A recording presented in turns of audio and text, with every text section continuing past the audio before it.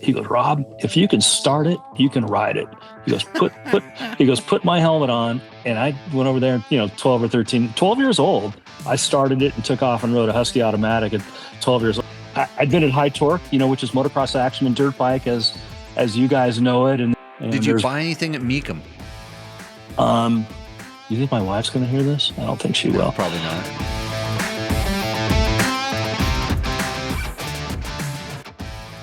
Okay, I started the show early, or I cut the intro early because it's my show and I can do whatever I want. Welcome to Tech Talk Taco Tuesday. This is episode number 279. I'm pretty sure. I think so because I'm 2 episodes behind on editing them, getting them together. But my name is Jimmy Lewis. This is the show where we talk about motorcycle and motorcycle-related products. And sometimes we have guests. And tonight I've got a really awesome guest, guy I've known forever, a guy I used to race against, a guy who worked in the motorcycle business for a long, long time. I want to get into that with him tonight. None other than Robb Mesecher. And I'm going to bring him on here. We'll see how my thing works here. Robb, welcome to Tech Talk Taco Tuesday. Hey, Jimmy. Thanks for having me on, bud. Coming in live from Idaho. Yep. Star, Idaho, about 700 miles away from you. Yeah, you are one of the smart people that transplanted out of California. Actually, you're one of the smart people that got out of the motorcycle editorial business at just about the right time, don't you think? Man, Jimmy, it was kind of the time to maybe to change my career path a little bit. And I'd been at High Torque, which is motocross action and dirt bike as you guys know it. And then we had a couple bicycle magazines, mountain bike action, road bike action. We had ATV books, dirt wheels, and 3 and 4 wheel action, as you know. And we had a wicked great time and just amazing group of people. But it did start to change, a little bit. And if we want to, drill back a ways, it was probably about 2017. I asked Roland Hines if he would mind if I snuck out and moved up to Idaho, and he was super cool with it. And that was kind of unheard of. And I came up here and I dug it and still dig everything about, to this day, still dig everything about the motorcycle industry. But I'd been at High Torque. I left in 2022 and it had been 36 years. So yeah. So we were like competitors technically. I mean, you were on the ad sale side. I was more on the editorial side, and I was for now I have to remember how many years, like 12, was it 8 years I was a dirt rider or 12 years I was a dirt rider? Maybe 8 years. Something like that. I was dirt rider, and then for 11 years before that, cycle world. Mm-hmm. So I, almost as long. I took a couple breaks and it was doing the. Were you? This is interesting. Were you at dirt bike? When did you start at dirt bike? I started in March of 1986, and okay. My brother worked at Colby Honda with Tom Webb, and I knew Tom Webb pretty well, just a big fan. I'm a 17, 18, 19-year-old kid. I should back up a little bit. I think at 16, I think Paul Clipper took me to an enduro. I couldn't drive, and Paul Clipper took me to like a District 37 enduro in his little light blue Ford Courier. So I go back a ways with Clipper and Super Hunky and Tom working there. And I would visit, and Tom lived at the corner in the San Fernando Valley at Roscoe and Woodman. And boy, I'd drive by, and if the lights were on the garage, man, my truck it'd sound like that singer with that song where the lights were on, man, or just my truck just pulled in at Tom's house. He parked on the grass. You've probably been there a time or two in your life. And never to there. Oh, really, man? The lights were on, and you'd come in, and you could imagine a snot-nosed kid. Tom's 10 years older than me, and if you were 22 or if you were 32 and a 22-year-old kid's coming in to talk to you about, the race coming up, and he was always doing bitching stuff on his bikes. And, obviously I'm a big Husky fan, but he'd be putting Mako forks on a Husky or doing all sorts of weird stuff. And, his bikes were always just really Trick. Tom had Trick motorcycles, and so Yeah. I was always hanging out and mooching stuff. And he helped me. Really, Tom helped me get into the motors. He helped me get it as ad sales job at Dirt Bike when I was 20 years old, and we Because did you work at Colby Honda at all? I did. I worked at Colby Okay, Honda, I and remember that part. my brother and worked with Tom back in the day. And when I was even a snottier nosed kid, we used to go, my dad would take us to the District 37 Hare and Hounds. And we started going back in about 75 when I was 10, and we would ride out to the bomb. We would, go into the middle between loops in the pit, see the guys come in, and then my dad would ask people where the course had finished. And we'd ride back, 2 or 3 miles and see the guys come in. But I can remember, Mitch Mays, and Larry Rossler, of course, first heroes of mine, and then seeing, Bob Ballantyne and just guys out in the middle of nowhere where they'd, take their hand off the bars at 90 miles an hour and wave to this little kid on his XR75. It's pretty cool seeing those guys back in the day. That was pretty cool.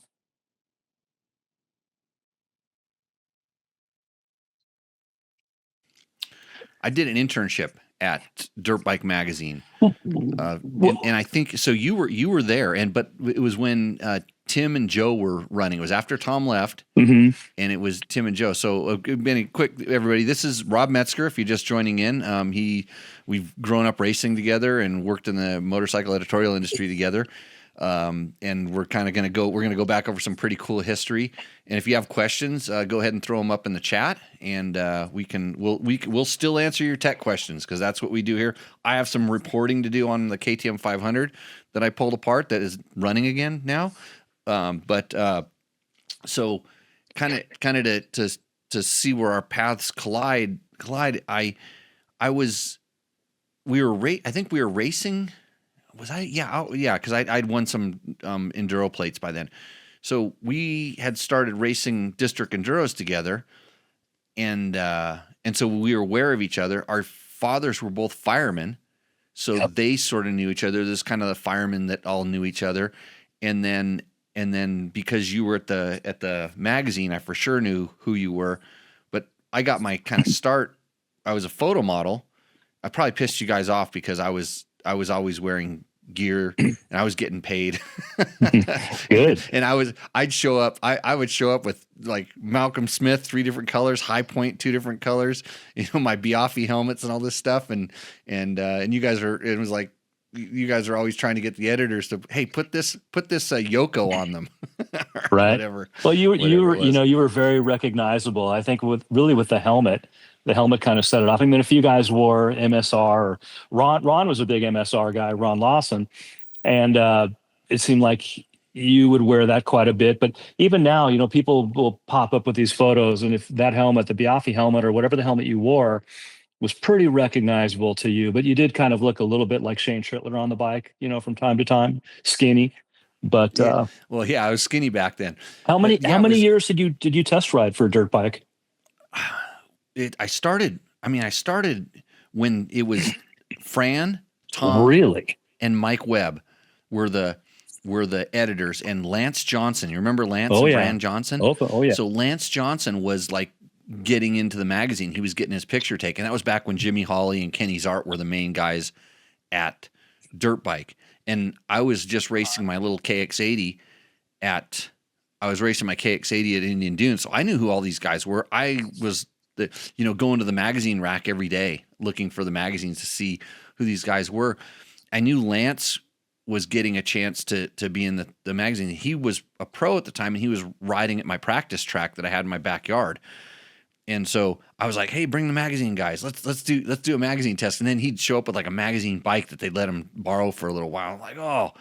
And so the same experience you had going to Tom Webb's garage, I had in kind of run around with the guys that I was running around. So one day, Tom, Fran, and Mike came out to my house to shoot they came out a couple times, but they came out to do a shootout. They're going to do a 125 shootout, and one of the riders didn't show up. And this is a really pivotal day in my entire life, really, is that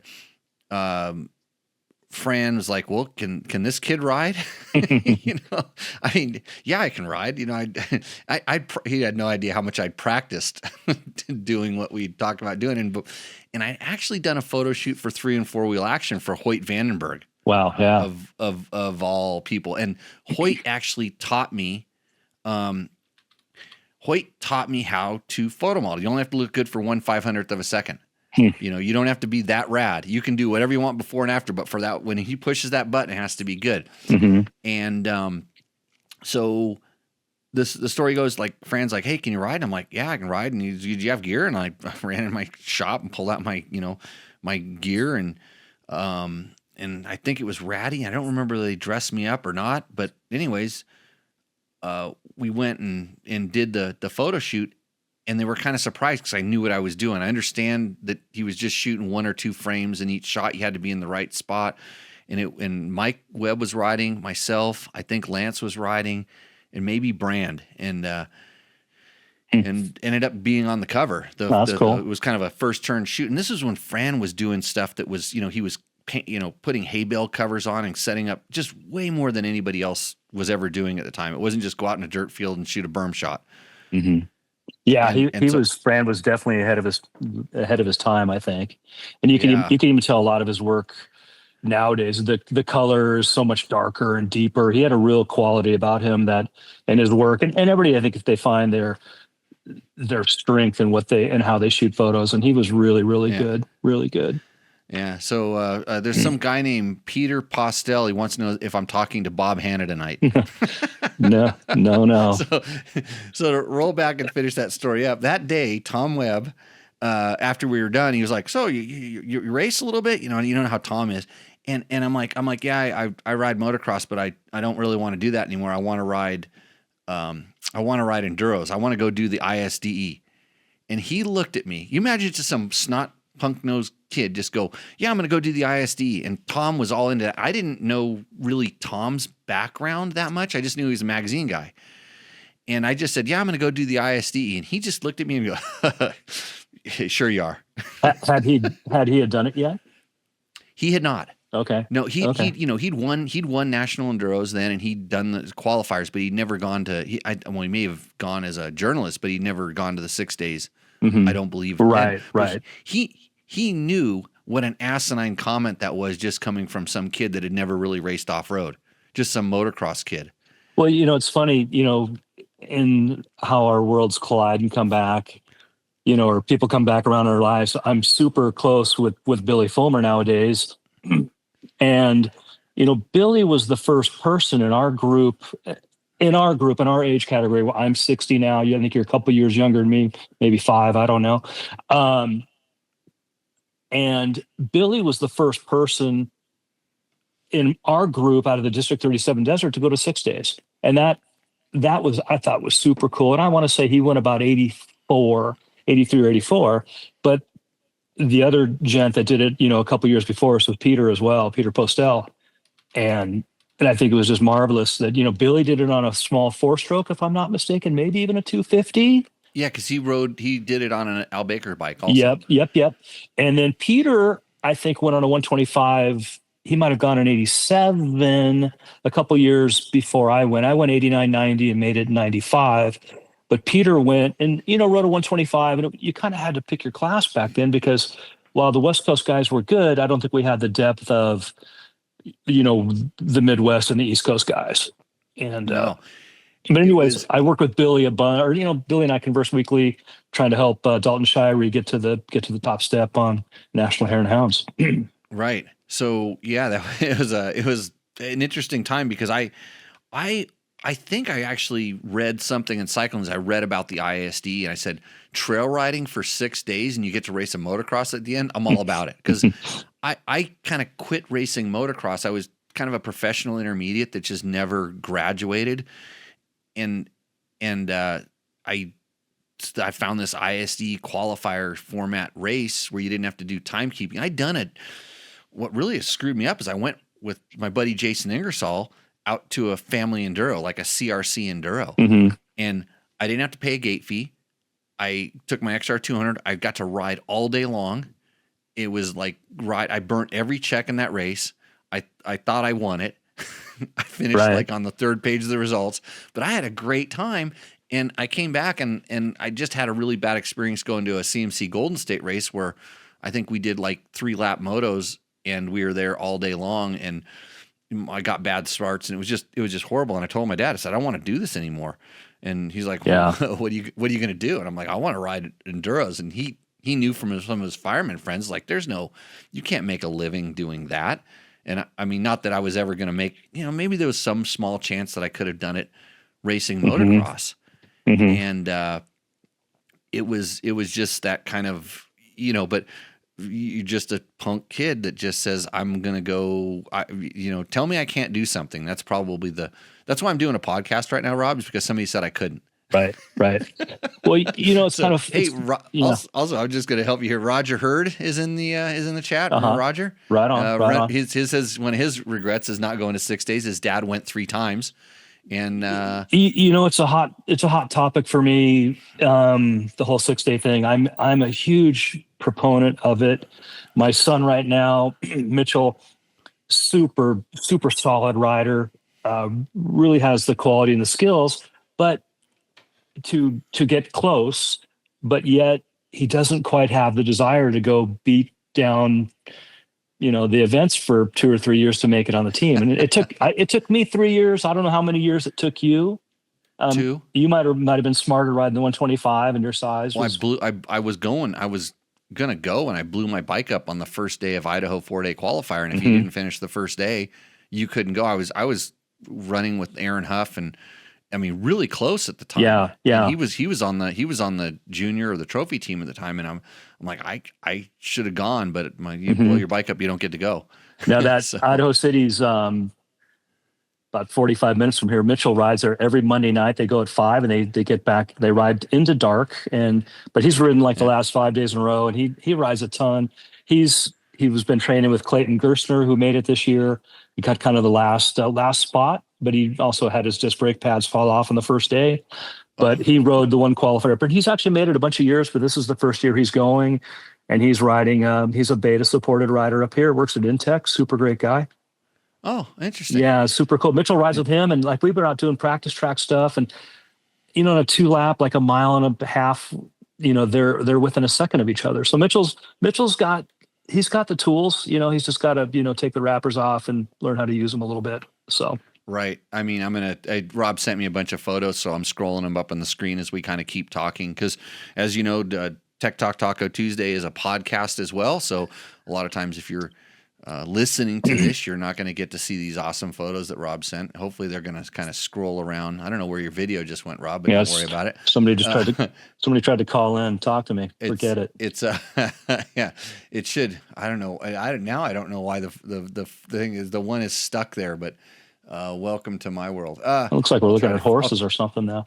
I'll try to fix it. Actually, there's some pictures. There are pictures from Mike Young that's actually behind there. So but anyways, this show is also brought to you by Yamaha. Here's where I do. So you'd be proud of me. I do ad reads, but they're completely just normal. Rob rides a Husky, but if you were smart, you'd ride a Yamaha like I do. That's the Yamaha has the best 4-stroke tuning app in the business, the Power Tuner app. And if you like simple 2-strokes, they've got those too. And I'm a big fan of the Tenere. In fact, if you want to buy any of my KTM Adventure bikes, they're for sale right now because I love my Tenere. So if you want a 1090, 1190 with the small wheels, I got it. I even have a 390 that's set up really well. I just put it on the marketplace. Oh, and one other thing, Rooster Endo, brought to you by Taco Moto. That's tacomoto.co. is not happening tonight, because if you would have sent your entry in for Rooster Endo, you would have won, because I got 0. So there we go. So all the guys that were bummed that they didn't win last time, you could have won.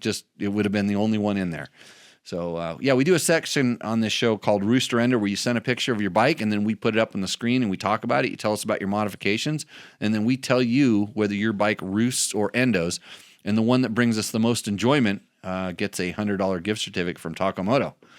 I'd like to thank my other sponsors that are rolling up on the screen behind me. Of course, Scott Goggles, Bulletproof Designs, DDC Chain Wheels, lots of them. Climb. I didn't wear climb today. That's a weird day. I didn't ride today. And yeah, that was a mega endo for everybody that didn't get that. So Rob, back to so 6 days. So When did you go? You went in '89, right? I did. I went in '89, and you know, you're asking me something, but I'm going to turn this around a little bit. So you went in '89, if I remember correct. And Yep. I remember, I think you rented a 125 KTM. Nope, that was 90. That was 91. Oh, was it? What year? 92, 91. What Yeah, year didn't you get third overall in the 125 class? I got second in the 254 stroke class in Germany in '89. Wow. So my first year, I got second place on an XR 250 racing against 350s. But you remember that 6 days? It was easy. Yeah. It was all special test, and the good thing is the terrain tests were downhill. You dropped off the top of a mountain. The one we went uphill, it cost me a lot. Right, the jump. I remember that. Yeah, but you got a picture of that jump somewhere. Yeah.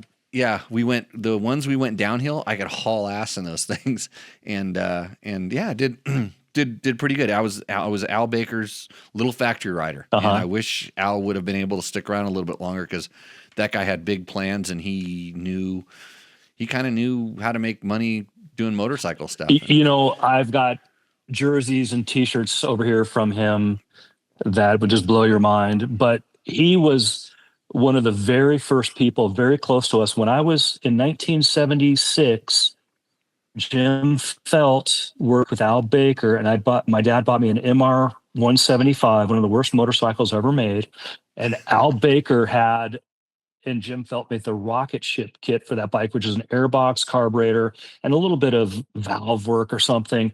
And they did that. My bike was the mule that they used. And we ended up growing up around Al forever. And he was obviously worked in Van Nuys when he had his shop there. But yeah, we were super close. He'd come to the house a bunch and stuff. That was cool. I think your dad was actually sitting at the table.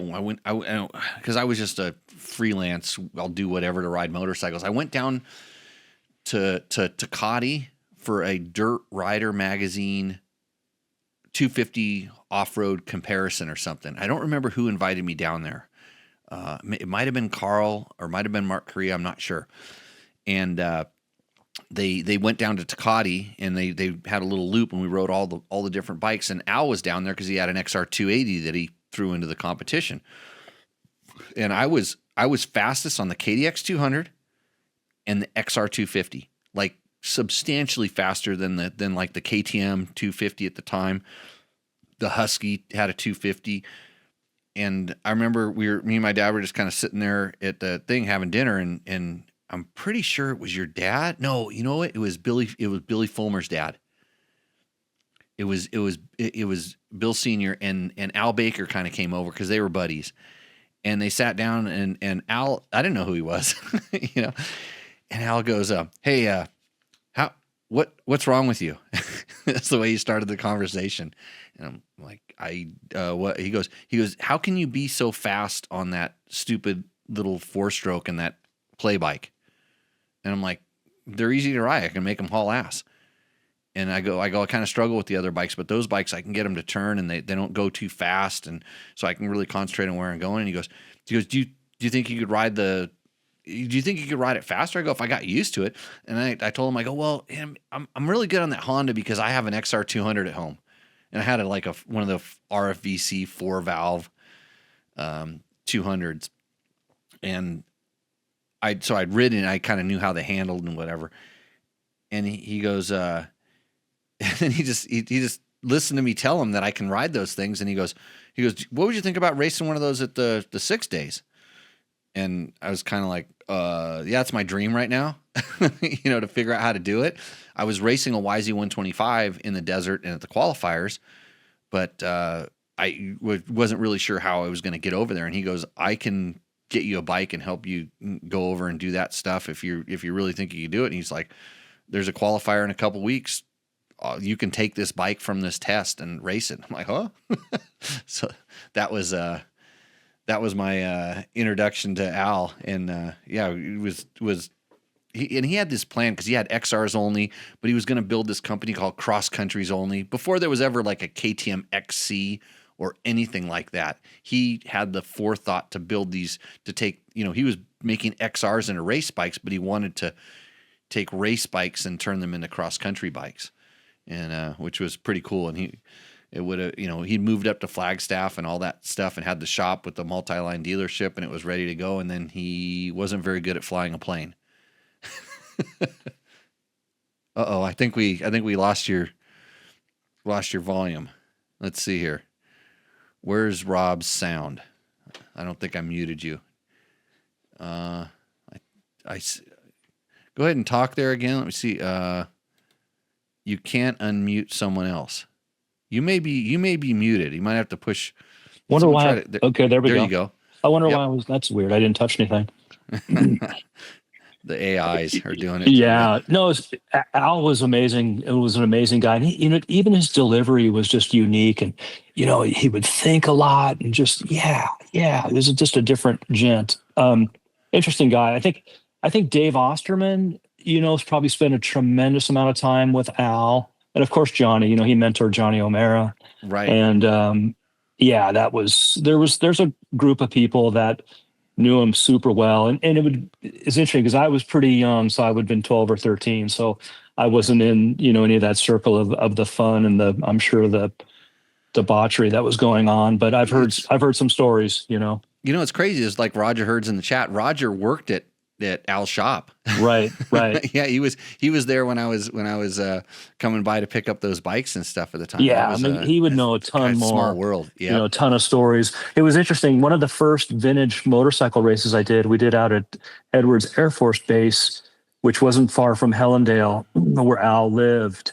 And there was a guy that brought out some XRs, frames and chassis and rolling things that had Hondas that had monoshocks, and that were these weird prototype bikes that had been built. And I know they had to be Al's, and they were probably stolen or swiped or something, but I should have grabbed them. But it were just some amazing things. But I think it's interesting to point out that, even Peter, if he's listening, or Roger, but Al was kind of the predecessor to Bruce Ogilvy.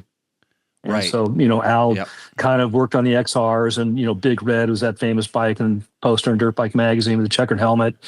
Al kind of helped develop that bike. And then I think that, when Bruce kind of came along and grabbed the reins and made, probably 600 Hondas and the rest is kind of history. But one real funny story with Al, like I said, we grew up and we went out to his house, and he lived in Apple Valley. And I remember it was 1979 because he had a green automatic Husky. Al did work at Dirt Bike Magazine. He was a contributor, and he had the green small tank CR motocross automatic Husky. And the first time anybody's seen one, where they just hit the market, and I was at his house with my dad. We'd probably come back from a race or something and stopped in and visited with Al. And I don't know what it was because I didn't have a helmet.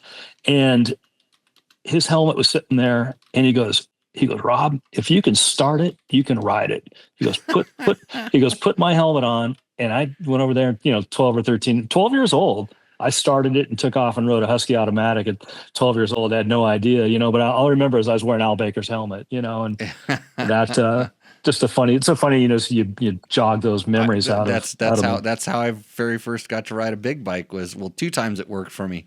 It was my dad's XR200. We went trail riding at Gorman, and him and his buddy were sitting on the tailgate of the truck, and I was on my little XR80, and I wanted to do it. And he goes, if you can start it, you can ride it. Well, I started it, and both times, and the other one was a YZ 490 that a kid named Eric Hilton, his dad was racing. Sure. And he said, if you can start, I started those things. And the minute I started them, I don't think the YZ had the kickstand, but I know the XR had the kickstand. I just cranked it in gear and took off, so the kickstand would pop up. And I don't know how because once I got that bike started, I had to leave because they were never thought I was going to start it, and my legs weren't long enough to touch the ground. So who taught you how to ride enduros?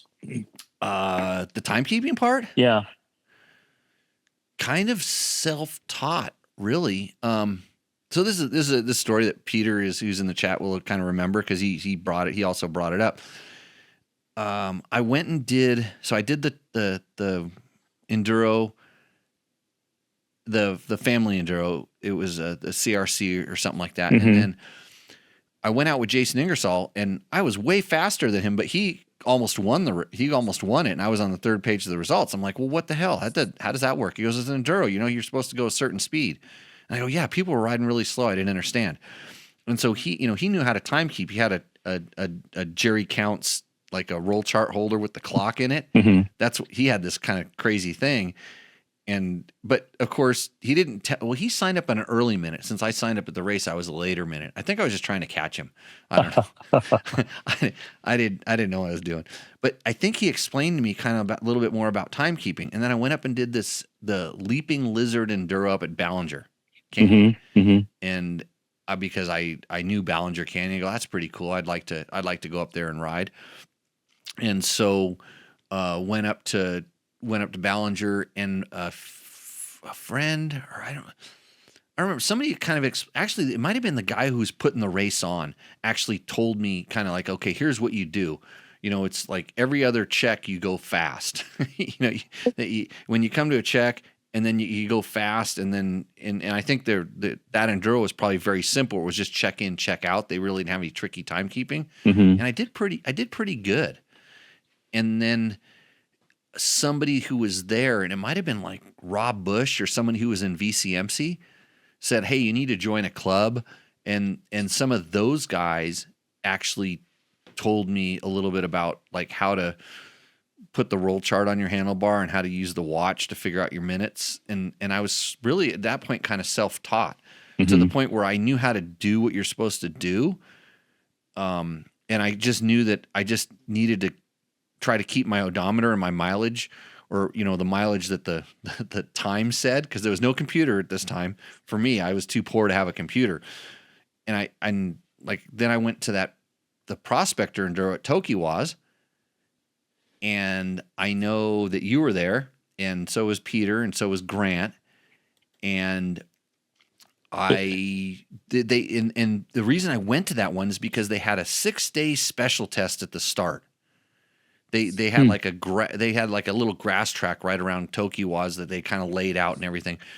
And it was the fastest time wins this. It was like, so they set it up, but since it was an enduro, it was inside of enduro, there was actually a 36 mile an hour speed limit around this thing. But so you would come late to the first check. I burnt it. Wow.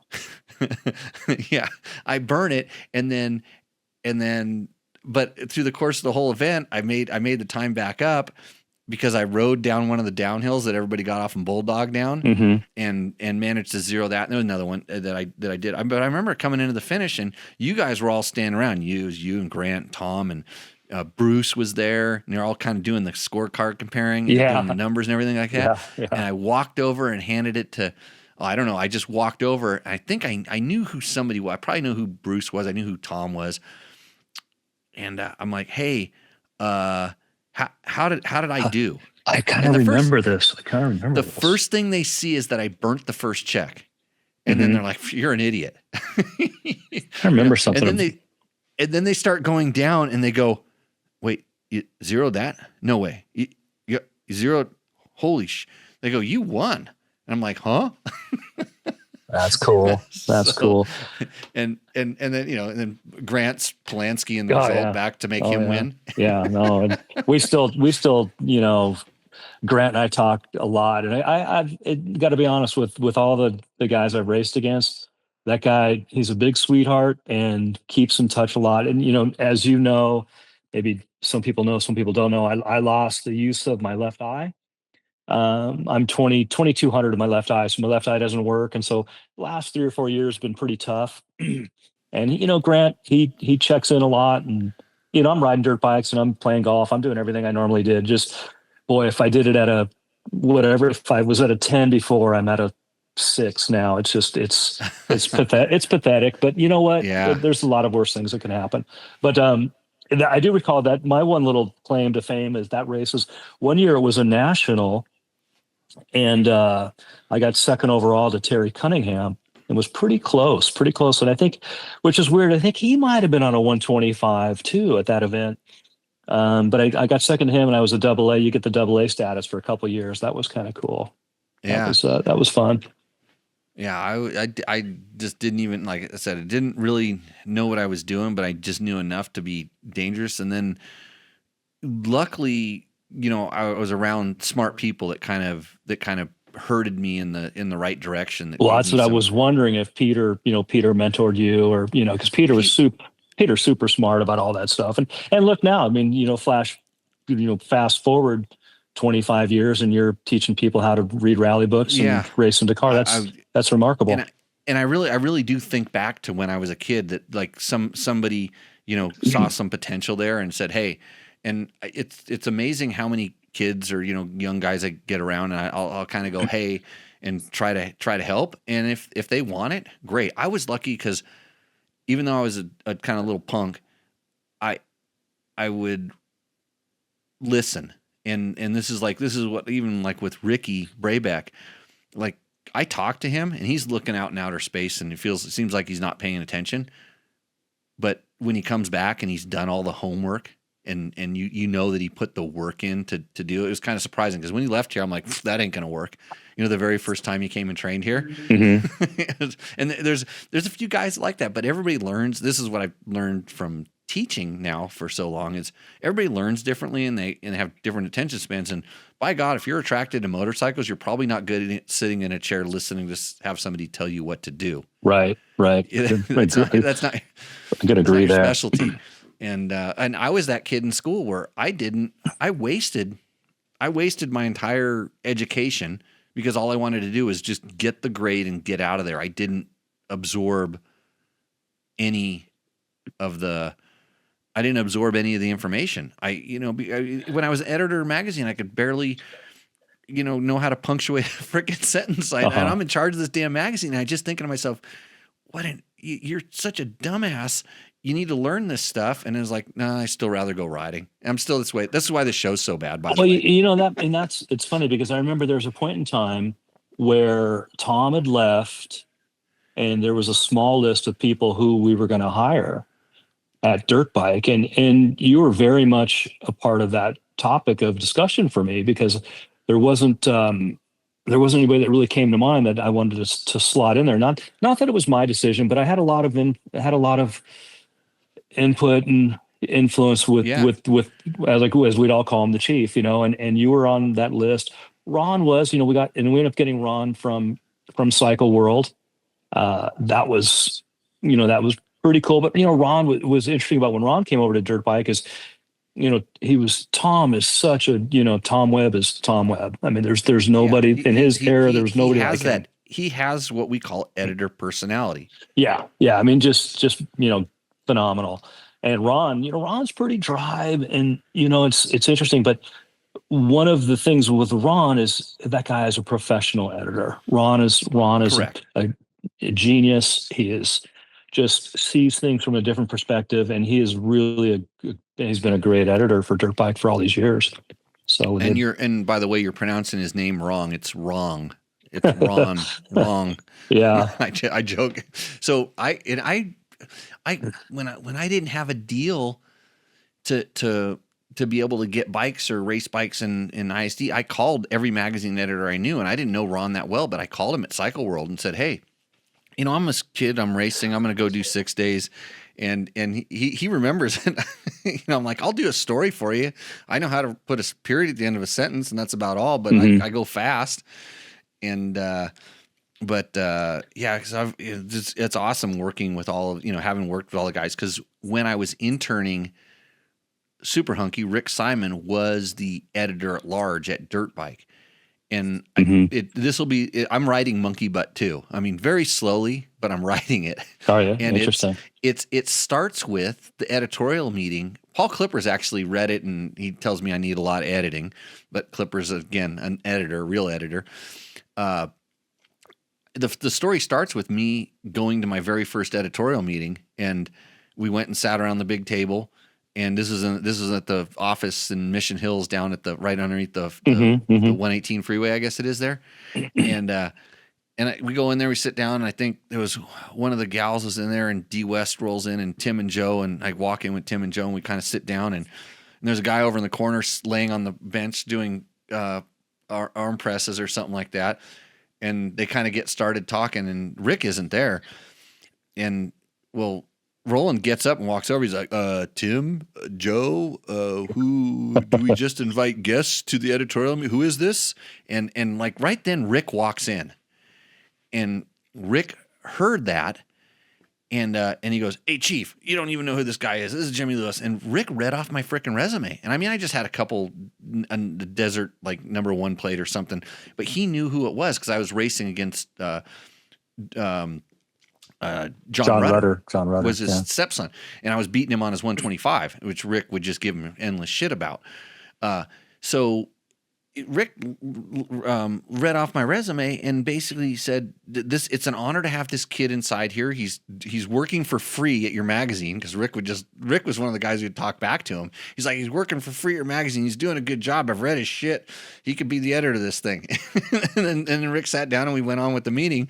And then at the end of the meeting, Roland goes, "Let me know when you're bringing guests in, Tim." That's awesome. That's awesome. That's how my editorial career started.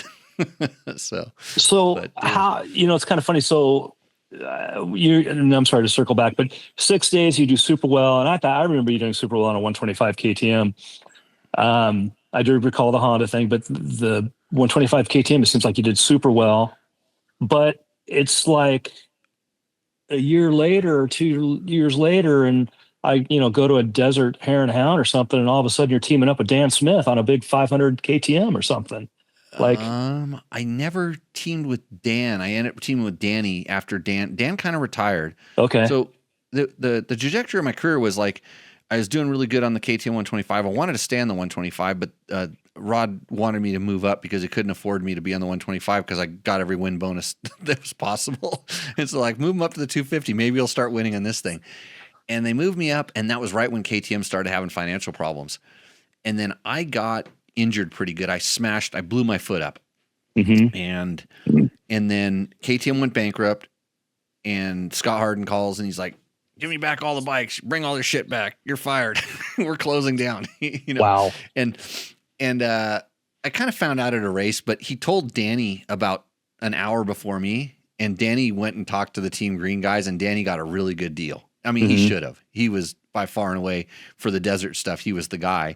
And then when I finally went to, James DeGane and Mark Johnson said, KTM's kind of in there. Like, Jimmy, we have nothing left. They talked to me the year before, but they already had the LR riding the 250. They didn't need another guy. And so that's when I really started looking at, like, I really like riding motorcycles.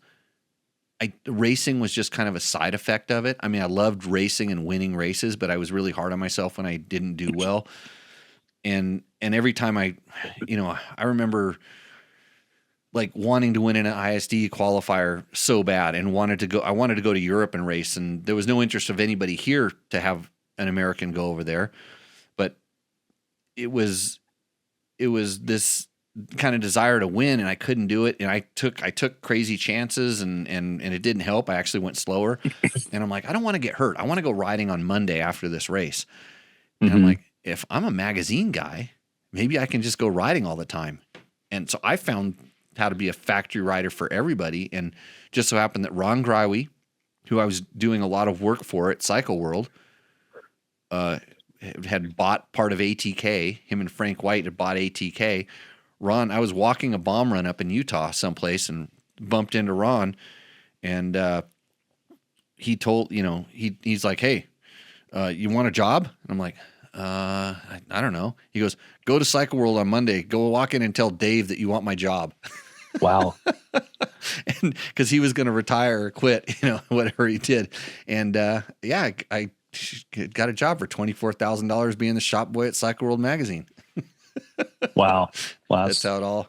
That was when I got a real paycheck. Not a real paycheck because I was making like double the money. Photo modeling in Cycle World and dirt bike, and I would. Well, Carl told me at one point. Carl told me I had to make a decision between the Dirt Rider and all the other books. Because I just show up at their photo shoots. I'm like, "Hey, I'll ride anything. Here's my gear." Right. That's cool. I'll make a picture. And Jerry Bernardo wants to know, does the other guy talk? The other guy is Robb Mesecher, who is he's a lifelong friend as far as the motorcycle racing goes. Was a competitor. He was the ad sales guy over at Dirt Bike Magazine. I'm going to let him talk because I want to ask him about I don't know where this affection of Huskies came from. Well, that it is pretty funny. It's if you know me, I've kind of got an addictive personality for sports. I everything motorcycle my whole life. Then everything golf for 10 years, then everything for bicycle. I raced bicycles for 20 years. And after doing all that, or 15 years for bicycles, it was kind of funny. I go, man, I really dig those Huskies. And it was funny. I was watching Meekum auction on TV, and like an 82 Husky went through, and it went for like $800. And I go, man, I'd like to have one of those. I had an 82 XC, and I went and found one later and restored one, restored two. Before you know it, I've got a big collection of Huskies. And I think that we can all agree that, I hope we can all agree that we really appreciated, the Cunningham, Melton, I should back up, Burleson, Cunningham, Melton, TC, just Kevin Hines, Randy Hawkins, all those guys, Scott Harden, just all the guys that made Husky what it was back in the late 70s and 80s. And I just dig the bikes. It's kind of fun how they're all differently, uniquely different looking bikes. And God, before you know it, I've got as my wife would tell me, too many. But so I like restore them, and they're how many motorcycles does your wife have? She has, I think, about 40. I got about 40 Huskies in there. Yeah, I got you beat, but I'll Good. tell you what, my wife, I always like to tell her that we have I'm going to try to fix the photos while we're sitting here talking. But we have his and hers motorcycles. We have a nice collection of dirt bikes. Yeah, so it's it just and it's super cool is a lot of those guys have sent me gear. Mike Melton and Burleson and Cunningham and Kevin, and God, I just got some just amazing pieces of equipment from those guys. And it's just kind of neat. I don't know that I built a shop. I sent you a couple photos, and I'm working my ass off right now trying to get those photos up on the show. I got to delete all of Mike Young's photos off. I just dig it. Jerry did it. Jerry did a smart work for me, probably about 6 or 7 years ago. RM's Classic Husqvarna Garage, and that was kind of a cool thing, and I dig that. But what we were talking about a little while ago is I kind of have the name in my head, 6 Day Cafe, and this shop has got a little eating area in it, and I've got a bunch of 6 Day helmets from some guys, and I thought, I'm going to try and get a bunch more, and just have kind of a shrine to the 80s Husqvarna, 70s and 80s Husqvarna guys. And I think it was the best time.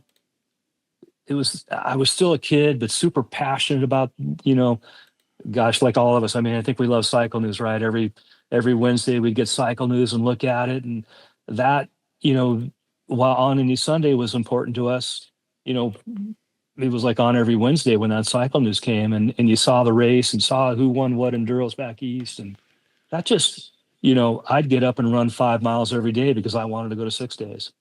And, and that's, it took me 3 years. And I just thought that's like the biggest accomplishment you could do back when we were, when we were in our 20s and 30s. I thought it was super cool. And, it's a little bit of shame now, just watching the series. Sprint enduros and how they choose people to, go to 6 days now is there's, one East Coast qualifier, one West Coast qualifier. This year, the West Coast qualifier, that was, you had to be LOI, letter of intent, so that you were going to go if you make the team. And they only took 8 racers from each side. They took 8 in the East Coast, 8 in the West Coast.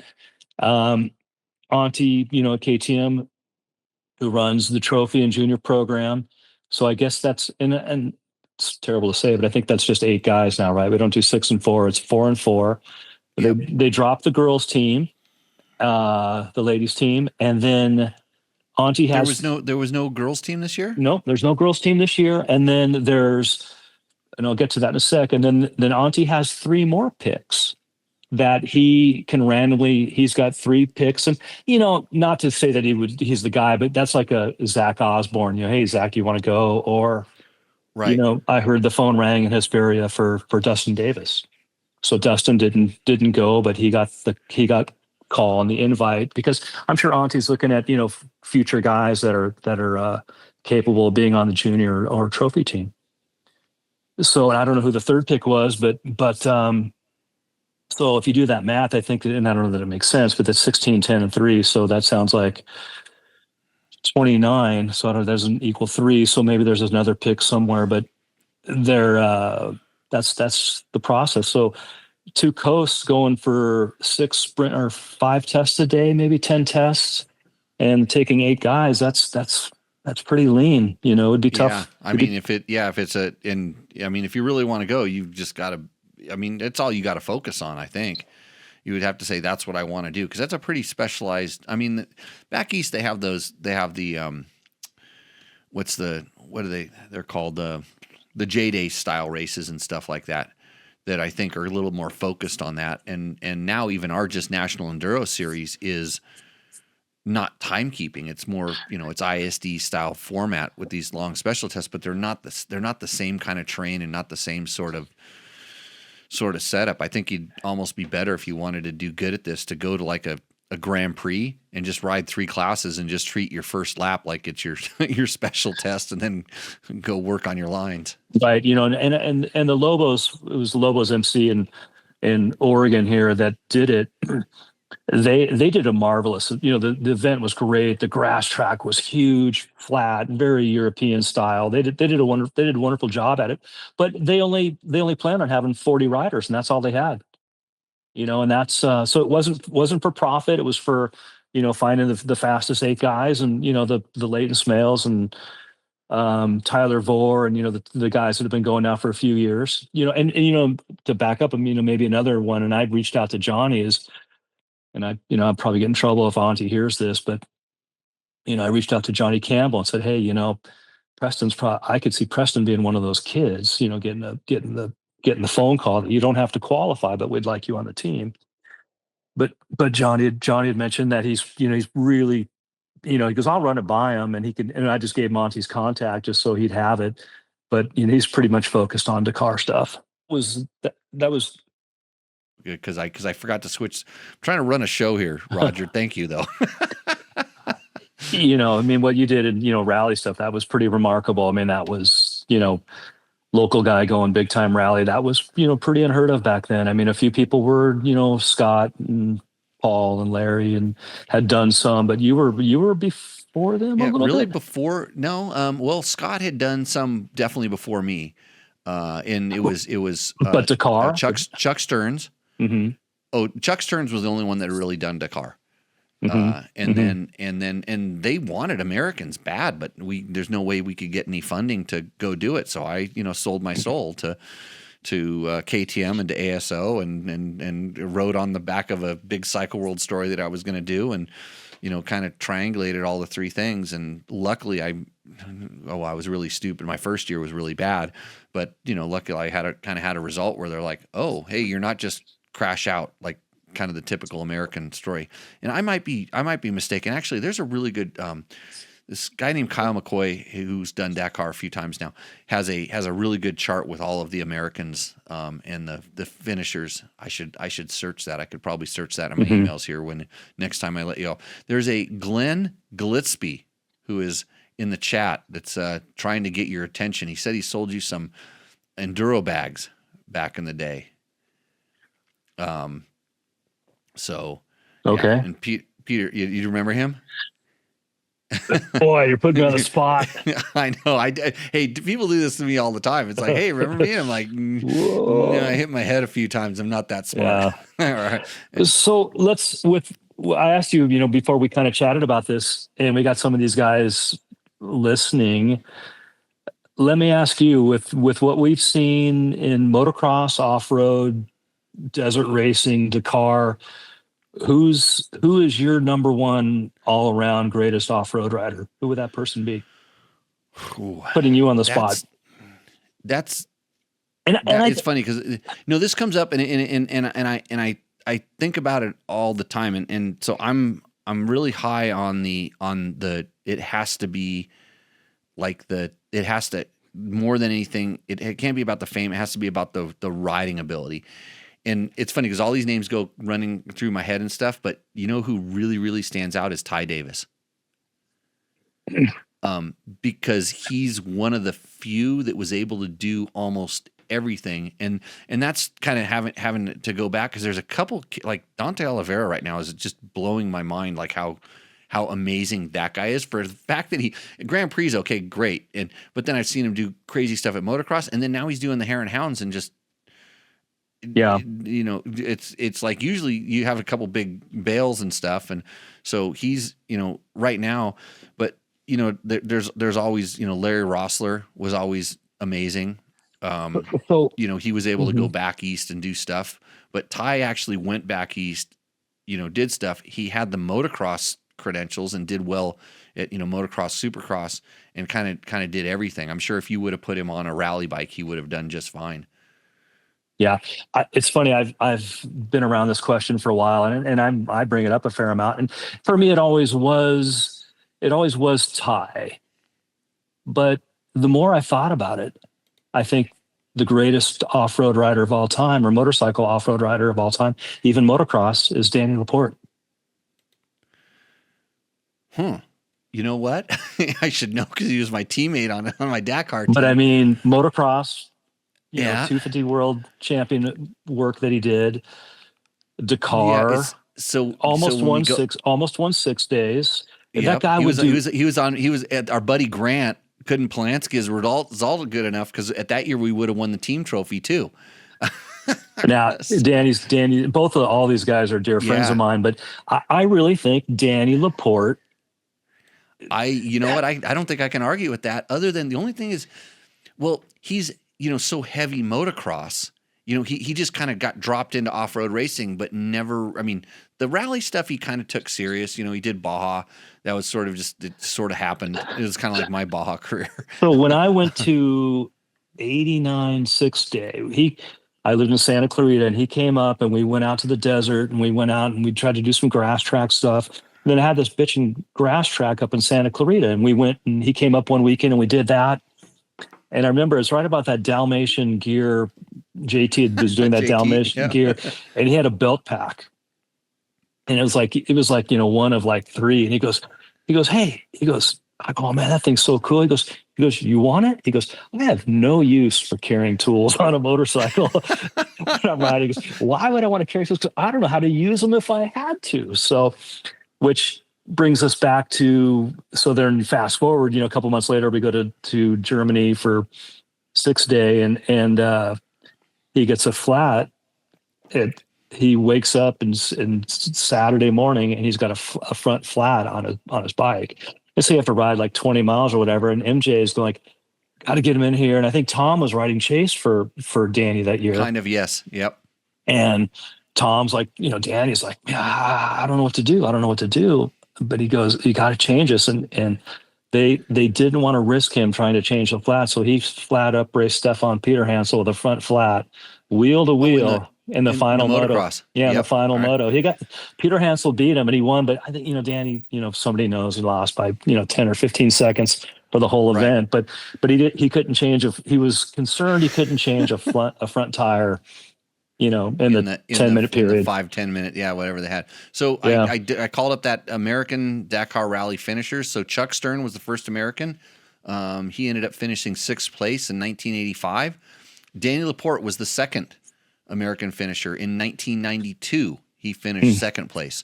But I completely disqualified Danny's result. Always have, because he did it under a French passport. And he rode through a country, Chad, that we are forbidden to go into. Not that I've ever been to Libya or anything like that. So if anybody's listening, take Roger Hurd. He's super close to the Kawasaki guys. Who does he think? Who would Roger think is the greatest all-around rider? This is a great topic for you guys to throw up in the chat. Greatest all-around rider. Throw it up in the chat. So I was the third guy to go in 1997. And then I went in 1996. I did not finish. And then in 1998, Paul Krause went and finished. So he was the fourth rider. And then the fifth participant was Johnny Campbell. Just for interest, he went in 2001, my last year, his first and last year. And then in 2004, Larry Rousler was the sixth American. Krause was there. And then in 2005, Chris Blaze, Scott Harden, and Kellen Welch were the seventh, eighth, and ninth American Dakar finishers. So quite an interesting list. I knew I had that information someplace, and I was able to call it up because thanks, Kyle McCoy, for that information. I'm going to check the chat right now. I know it's in here someplace. See if there's. Oh, okay. Here we go. Grass track equals golf course. Grant Polanski says Dick Burleson is the all-time. Rodney Smith. That's another good one too. Kind of forgot about Rodney. Rodney is our local, buddy up here. He lives about 10 minutes from here, and we ride with him a bunch. And he is amazing. He is really amazing. But I'm talking, and it's not fair, But Rodney didn't do any desert, so I'm just going to. That's what I mean all around. And this isn't fair to like Michael Lafferty. Lafferty, I was kind of pedaling bicycles that time, and while still watching, I mean, he did, what did he do? He did at least 8 national enduro titles, right? Yep. And so Grant says, Dick Burleson. Kane Smead says Andrew Short. I like Andrew. I don't think he's on the top of this list. Jack McCormick says LR. San Felipe Bob says Danny Hamill. Well, if you're talking about desert racers, Hamill is definitely right up there on the top, if not the top. We probably didn't see what he was completely capable of, but yeah. Tony Bow. That's out there. Okay, Scott Dennison's claiming Ryan Sipes. Yeah, that's out. Viable. It's so funny because it really depends on, I think, where your focus is, because you're surrounding yourself with people that are more in your disciplines and stuff. But I do kind of go wide. Maybe I'm discounting the motocross side of things a little bit, but I think crazy. that I think to defend the Taylor Roberts. I mean, if he wanted to go do other stuff, he probably had the ability to make that happen as well. And just like you said, a few minutes ago, and spending some time around Dante in the last couple months, that guy, he's amazing. He is. Yeah. What he did at Glen Helen is amazing. 2 weeks ago, with the National Hare and Hounds, he's been just amazing. I mean, just from having National Hare and Hound experience and knowing how difficult it's like, you can go and plug your brain and you could win a National Hare and Hound if you have motocross skills, for sure. But you're not going to survive more than 2 or 3 races without yarding it. Yeah. And he's out there just looking calm and collected and doing quite well. So it's and so I don't know who's, I'm sure there's smarter people than us listening here, but I think Taylor's won. I don't know when the last time he's been beaten. It's been 13 or 14 races, going well back into last year. So somebody would know, and but it's been a while. Yeah, pretty cool for him. Says Magoo. Peter Postel says Malcolm. I like Malcolm is legendary based on his just the On Any Sunday and just his personality and starting the gear company and stuff. But I think we're focusing more on just riding, and that's where, like an ISD overall win is pretty huge, and so Ryan Sipes is definitely up there. You'd see a little more diversity would be pretty cool, but yeah, that's a good question, Rob. That's one of those stories. That's a Ron Lawson story. Actually, it was a Tom Webb story, but they would always pick the 10 best off-road riders. I think Tom started. We still do. Yeah, they still do. It's interesting. I talked to Ty, a couple weeks ago, maybe a week ago, and he goes, I think Dante. He goes, that guy. He goes, he might not have a Supercross title, but he goes, I think that guy all around is way better than I ever was. So that's pretty wild. Pretty wild. Just and Ty is super humble about his riding abilities and stuff like that. I always, I've raced with him a lot, and he was always a really awesome competitor. And when he was on crappy equipment, I could beat him. When he was like on ATKs and stuff. But Hmm. when he got on good equipment, and then when they started having him hang around with Larry, he was like a sponge, and that guy got fast really quick. And yeah, crazy. Yeah, those Um, are great times.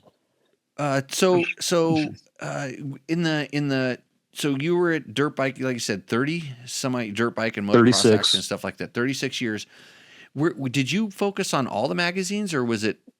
Yeah, we did. We had four ad guys, essentially.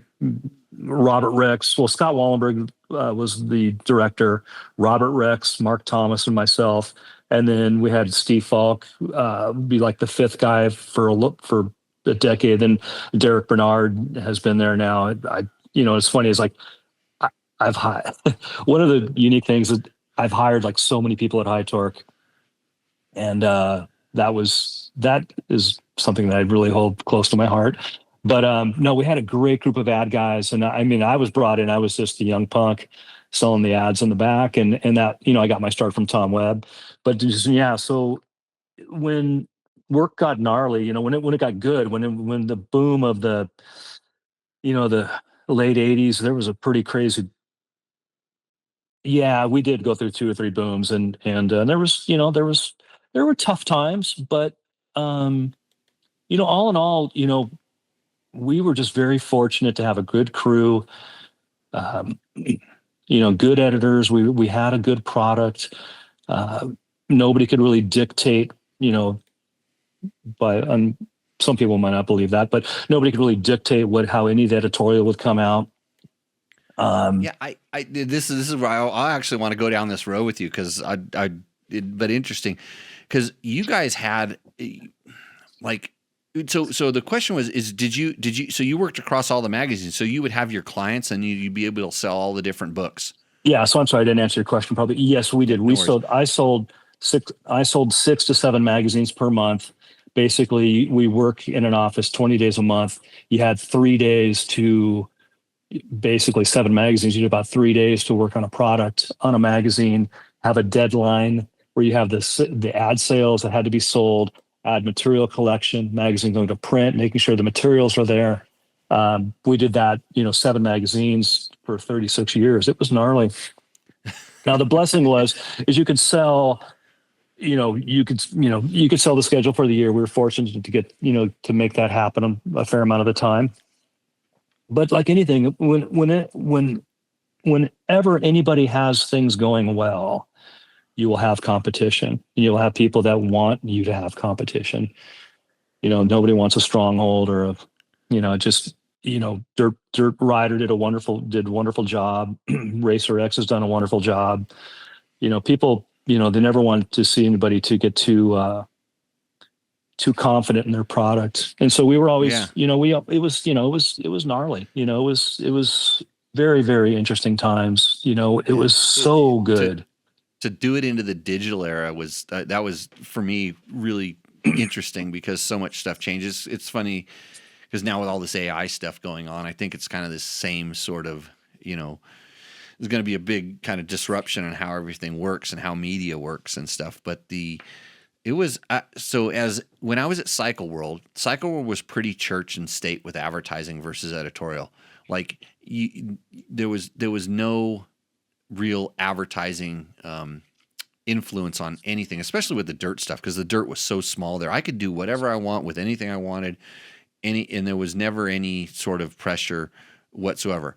And I was just kind of, because I felt like I should wear different gear every time and spread it out, and it didn't matter.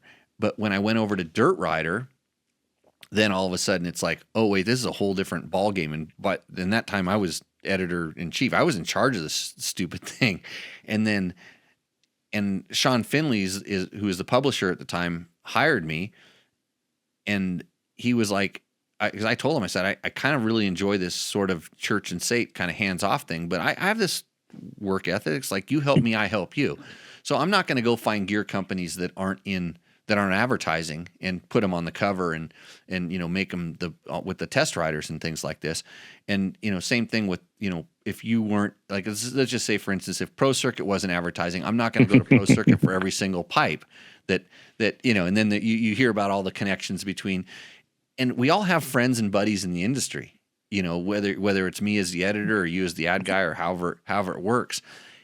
And if you think if you thought it was bad back then, and if it was bad or not, like now with the Insta-fluencers and the whatever it is, and just like, oh, give me this and I'll, say it's great kind of stuff. It's hard to find good, honest reviews. And the good thing is that the nature of everything is that the products and things have all gotten for the most part better and better and better. It's really hard to market your way into a thing that doesn't work. But back then I was really, it was like if we don't tell the truth about this stuff and we don't really test it. And I mean, when guys would bring me stuff, my other editors and stuff would bring me stuff and I'm going, are you sure about this? I would ask questions.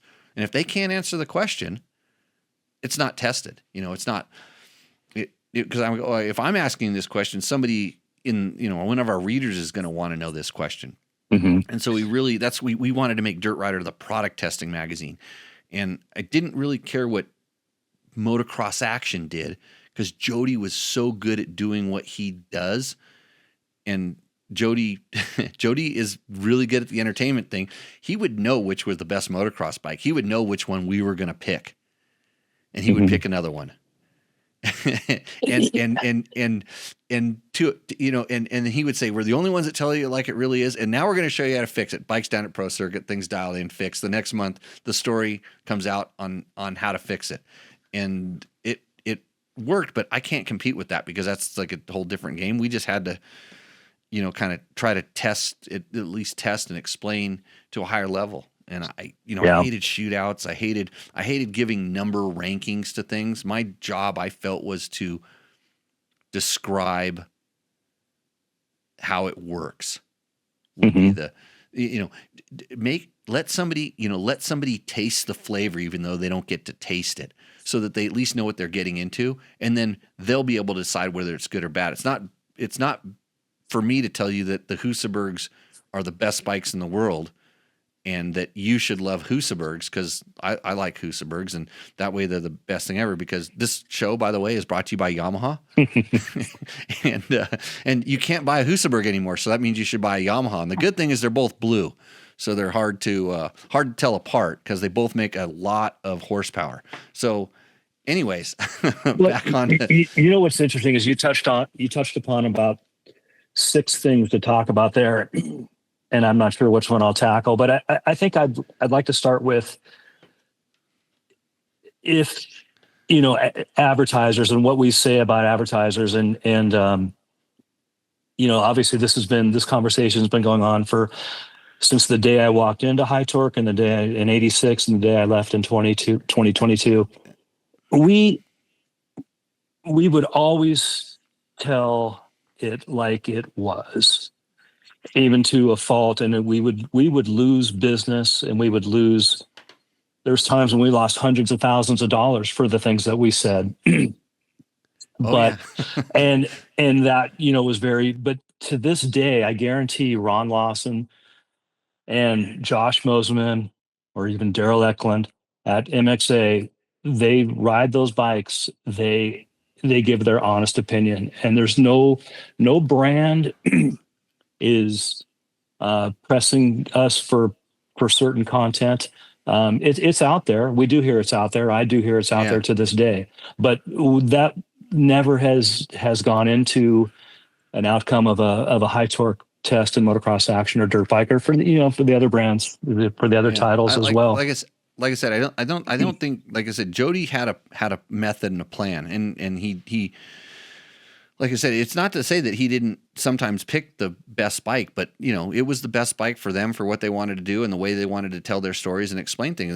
They had a following, and like even when Trans World started coming up, when Don did that, and even when Tom was doing stuff at Dirt Rider, there was times that I'm kind of like looking at it, and it's like I always said I could throw a shootout just by picking the right test riders. Like I know who's going to like a certain bike in a certain way, but that's my customer is not the advertiser.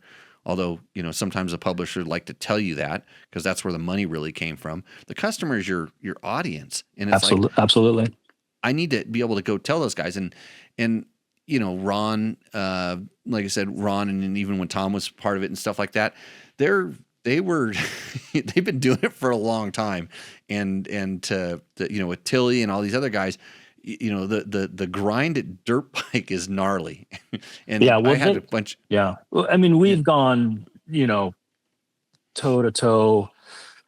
I'm not going to say never got close to blows, but we've had some heated arguments, over the years about what, how we would, Jody would like to have the editorial have some teeth, even. I do like what Mosman is doing. I mean, I actually like, I've talked to him a bunch of times about stuff, and you can still see where it's still Jody's mag, and he's the heir apparent for sure, and he does a good job. And it's like I said, it's different, but he'll if he learns half the stuff that Jody does, that magazine will continue to do. Motocross Action will stay as a brand.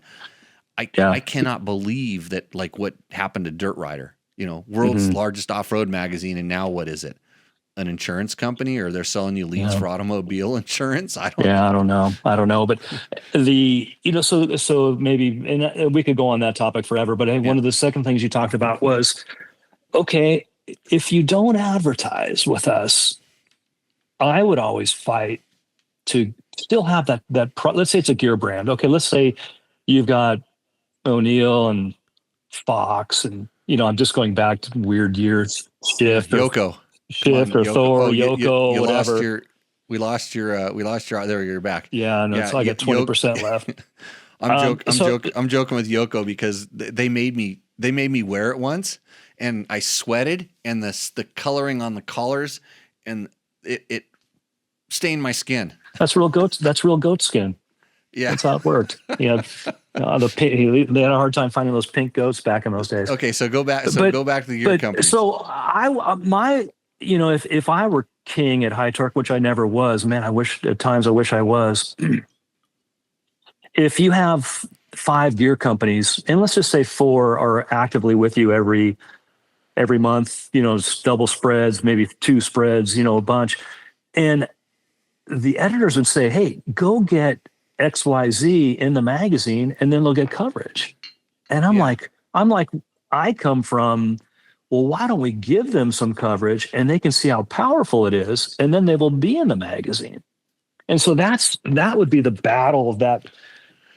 Let's just say that would be the battle that we would, because you go to let's just say you go to right now a Michael. Let's take Michael Lieb. Okay, he has Canvas, right? And now he's launching No Fear. He bought the No Fear brand. Relaunching. Yeah, relaunching No Fear.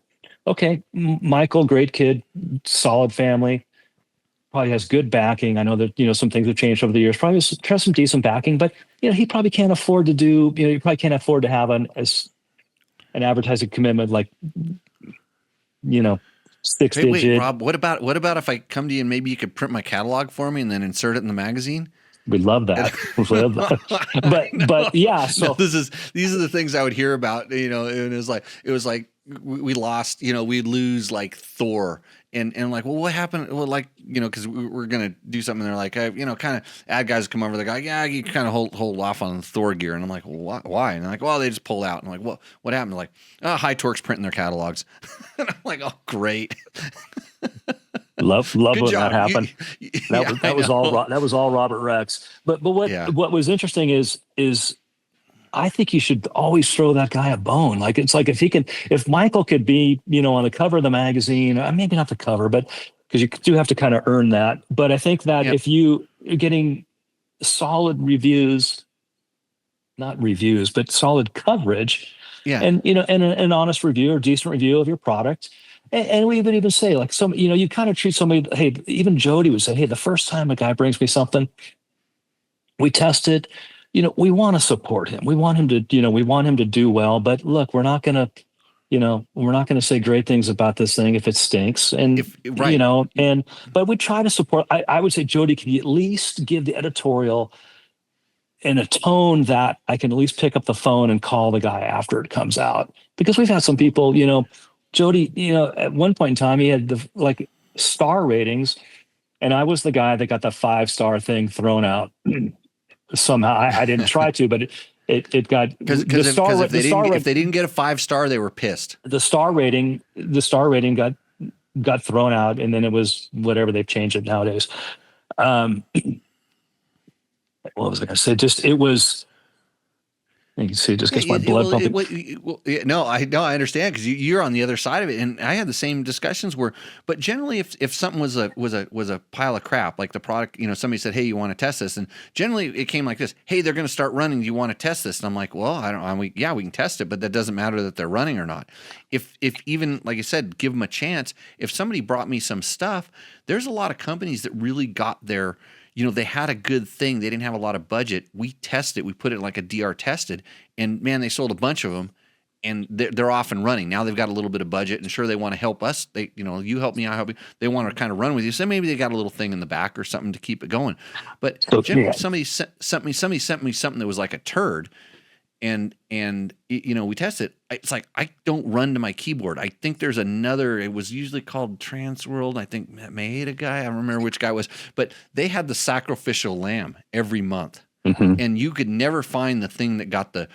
I don't know if they had. I don't know what their rating system was because I hated ours. If you got an 85 in Dirt Rider, that was like the best product ever. Like to get up in the 90s was amazing, and so people are like pissed because 85 wasn't good enough. They needed to be 95, even though 85 was really good on our scale. And you just remember, you get heat from them for rating with saying all good things about their product, but maybe the cost of it was high. You get what you pay for. And then they'd say, "Oh, you dinged us 1 point on the cost and it put us down to 89." Right. Well, I think what I was going to go back at is we at High Torque, when we would have these battles, we would have an editorial meeting, and sometimes, it would be pretty gnarly, and we'd have to go to Roland. And for 36 years when I was there, Roland really supported the ad guy.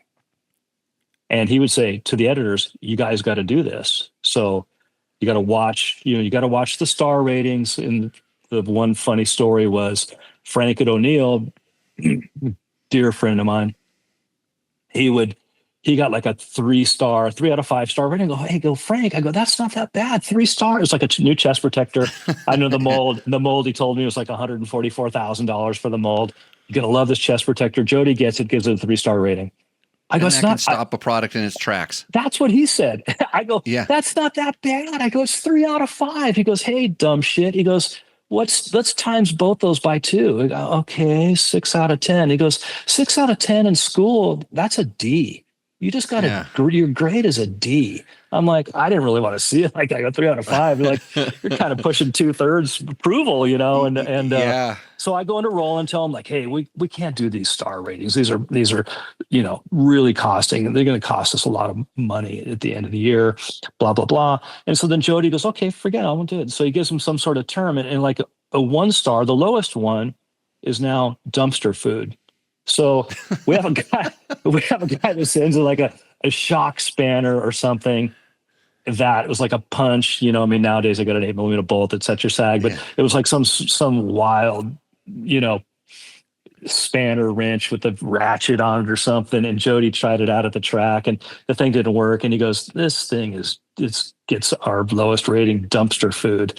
And so Jody would do that just to get back at the ad guys. I think Robert handled that account. And then it was like, that guy would never, he didn't call us. He was out of business in a month, whatever. But you kind of have to understand that the power that the magazine used to wield back in the day, and the when you are rating these things. And so my method was mostly when something was a kind of like it didn't work, it just plain didn't work or wasn't that good, I would call the company back up and say, hey, I got this thing. I did this. I read the instructions, or I did this. I put this on, and this is what I experienced. Am I out to lunch here?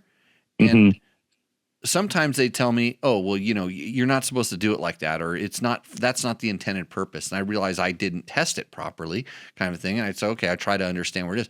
But there was always a few that would just tell me I'm an idiot and I don't know what I'm doing. And I'm like, well, I don't really want to run to my keyboard to sacrificial lamb this thing, and whatever it is. But it's sometimes it's better just not talk about it. And Yeah. you wonder why most of the product reviews are good. You probably don't see the really bad ones because they're just going to make bad blood everywhere. Yeah. And so and the other one you touched upon was, of course, Jody and Pro Circuit. And, I've thought about that one for 35 years. And even to this day, I've been blessed in the last couple of months. Mitch has called me 2 or 3 times about things, and we've had the most beautiful conversations. And I think Jody had a soft spot for Mitch when Mitch got hurt. And I think Jody living, a couple miles from Mitch. Hey, he was a huge asset for both of them, for each other. I mean, they, because of the testing and motocross action, it really helped Mitch's company grow and succeed. And Mitch's knowledge and the knowledge he shared with Jody to help him be able to test bikes better. Mm-hmm. It was a symbiotic relationship that worked out really, really good. I think real quick, if FMF happened to be in Corona or Norco, Mitch, I think, lives closer to Jody than the shop. And I think if that was FMF, I think the tables have been turned. I think it was just, it truly is just a relationship, a solid relationship. And it was kind of funny because back, and I'm sorry if I'm cutting you off, but, back in the late 80s and stuff, it was a real problem at High Torque, because FMF didn't feel like they were getting, treated fairly. And they would run with High Torque, almost regrettably, I think. And I think in the last 20 years, that's been different. And High Torque does phenomenal work with FMF, and FMF's done so much FMF different. Was always really big with Tom, and Tom worked there for a while, but I had the same relationship with FMF, and Mitch always thought I didn't like Pro Circuit, but I had a really good working relationship with Bones. In fact, he was one of the one of the suspension tuners that I could just go to, kind of explain a little bit to him. Sometimes I didn't even have to explain it to him. I just say, "Hey, Bones, can you do this suspension on this bike?" And it would come back and be amazing. But and I talk to Mitch every once in a while now, and I think he always thought like somehow I was an FMF guy. And in this pipe world, you get branded. You're on one or the other, kind of a thing.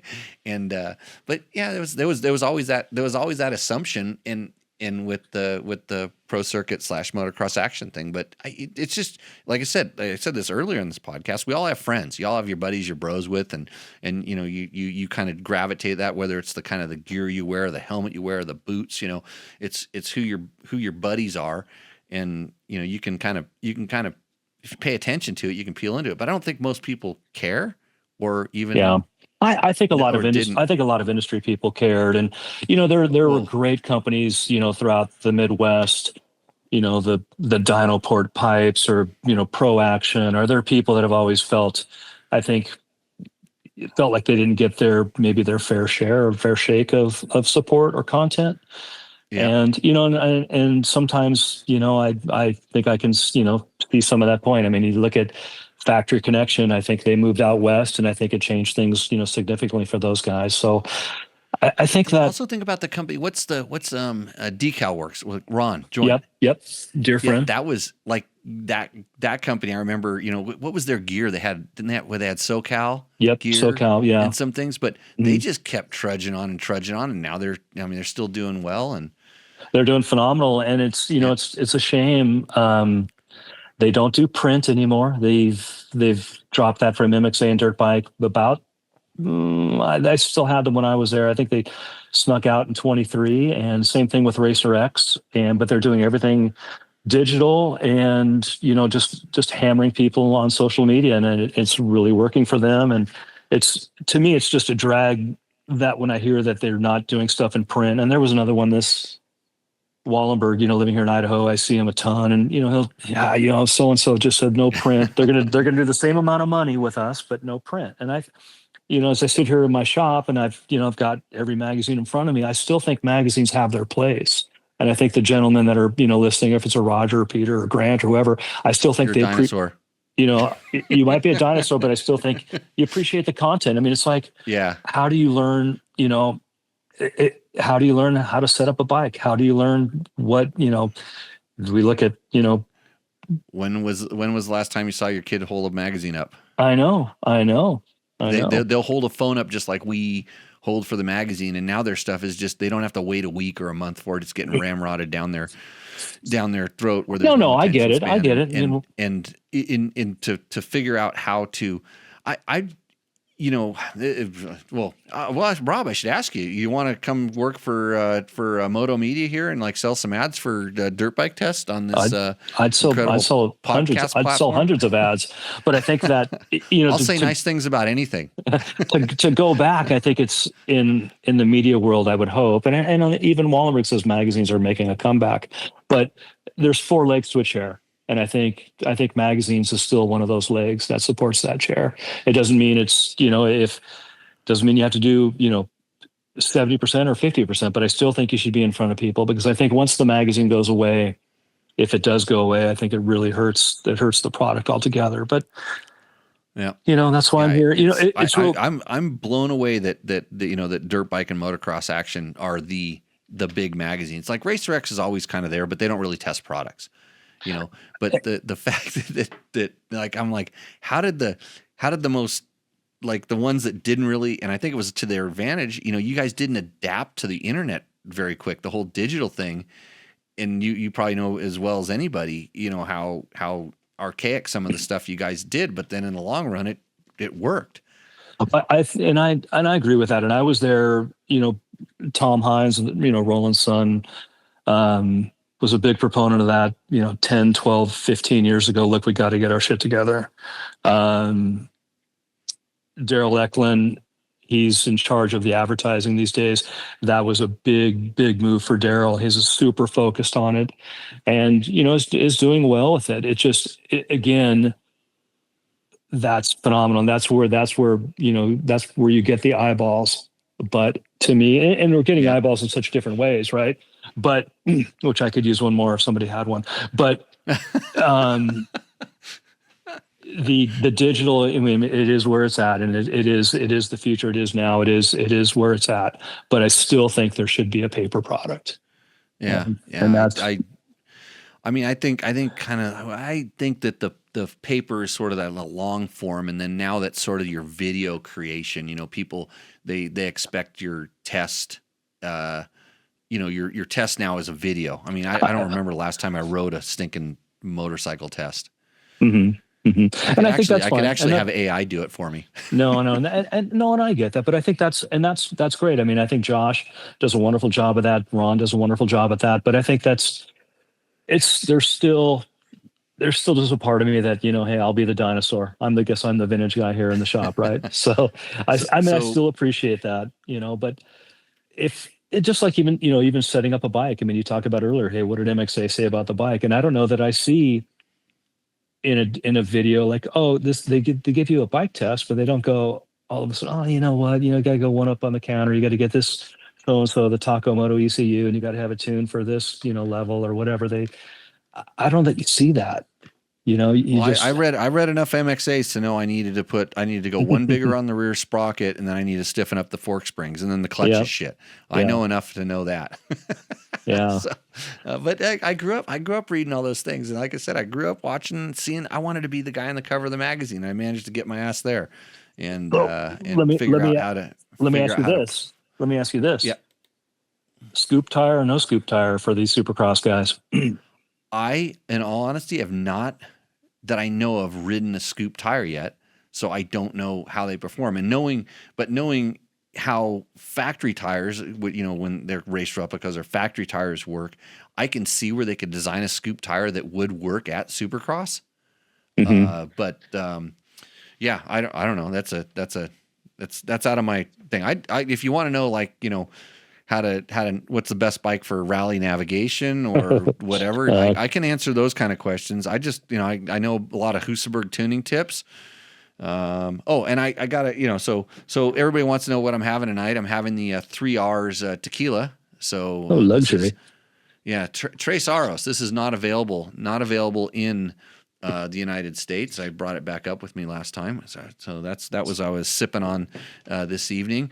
Couple other things. A Chirby's.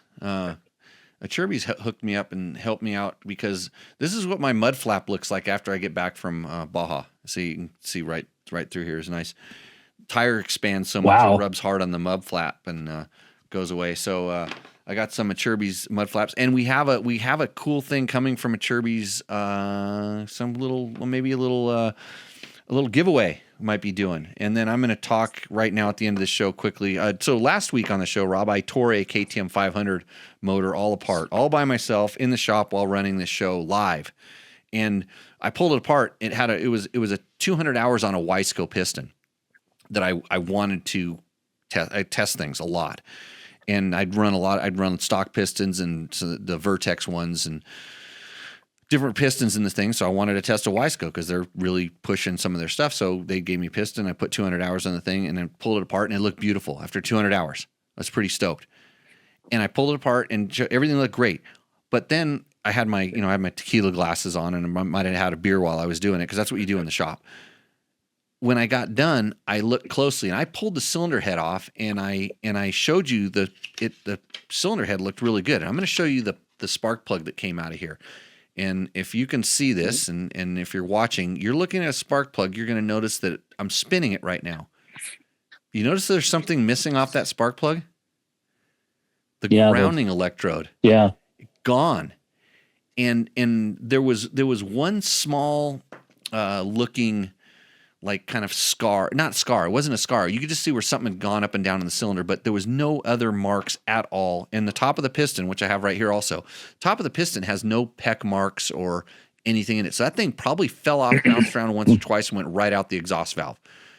And so no damage from that. But I've never seen the grounding tip come off on a spark plug before on a 4-stroke.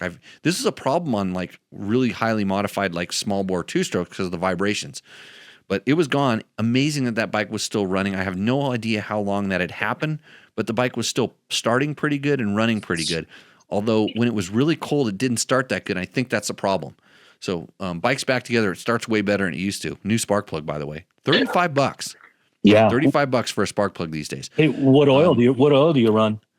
The oil I have in the shop. By the way, you can sponsor me with oil. But so the last probably 6 oil changes, it's been Motul, just because a lot of Motul kind of came through the facility. And then I've run I run Dello. I don't run I run Dello because of some tests I saw. And so I've been running the Dello 1540 a lot, but I don't change it all that often. I mean, it went the whole Baja Peninsula without having the oil changed. 2,300 kilometers. I just added oil, and I added a total of 1 quart. So it was almost like it was getting refreshed every day because it goes through 2 tanks of gas. But anyway, so I'm holding up this piston, which looks beautiful. But then I wanted to look at the serial numbers and stuff on it, and so I pulled out. My eyes aren't that good. Probably they're a little bit better than yours, Rob. I don't wear those things that you're wearing, hardly ever, but I put some on so I could look closely at the right here. It is right here. There's actually here, and you're not going to see it in the camera, but I'm pointing to the serial numbers, and it shows the part number and serial number and some stuff. I couldn't read it and I looked at the glasses, and there was a small amount of detonation on this side of the piston. No marks up on the cylinder head, but just trying to come clean. But I mean, you look at this 200-hour piston, it still has the indentations and stuff like that. There's not a lot of rocking going on. You can see up around here, everything looks super good. But so pretty happy. Never got too hot. The pin was when I took this motor all apart, the pin was not looking too good. There was a coating on that and some other things. But anyways, that's kind of the update in the KTM 500. I got it started again. I got my spark plug yesterday, so I put the spark plug in and got it started up. It started and idled, sound great. Put a new Recluse clutch plates in it, some clutch dampers, and I'm going to tear the front end off the bike, and it'll be probably riding by the end of the week. So what year is that? What year is that by? That is a 2020 KTM 500 EXC that it has over 600 hours on it. It's got a lot of. It's my rally training / Baja bike. Gets used a bit. So tractor oil. Pete says I should run Swepco. That was Bruce Ogilvy's favorite oil. Well, there's a gentleman down in Temecula who doesn't work for the group anymore, but he built factory motors, and and he told my boy to run Shell Rotella 5W30 and change it every 5 hours, and you'll get 300 hours out of a motor. 530 or 1530? 530. 530. Okay. Yep. Shell Rotella, super affordable. Yeah, the Rotella diesel oil, and like I said, I run the 1540. It's the same as it's Delvac, the Rotella. It's just a good, consistent oil. In fact, the thing is that it works good with the clutch as well. Like I've run some oils that are really good for your motor, but they don't work good on the clutch. So.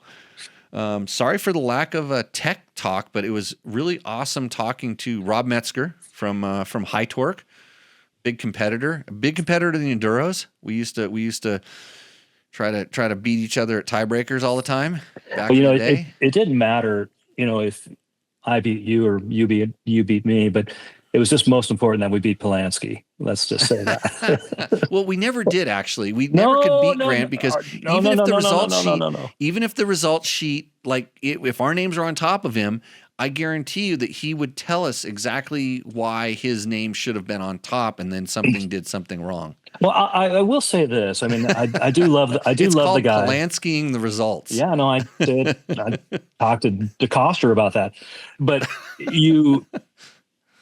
that guy has more results where he did better than I did for sure. But he can pull out anything from any year where he's like 5 spots ahead of me in every result. I don't know how he does it, because I've got results here that show different, but that guy's something else. But. And still riding all the time. I get pissed off because he talks too much about locations. I'm big about keep your good location secret, and good guy. No, he's doing well. He's doing super well. Good to see Steve Webb in the thing. Fun bench racing. Steve, I got to get you on the show too. We can talk carbs. He's done so much for me over the decades. That guy's amazing. And just when we go back to him for all the Husky tuning, to Steve Webb and Dave McGacken.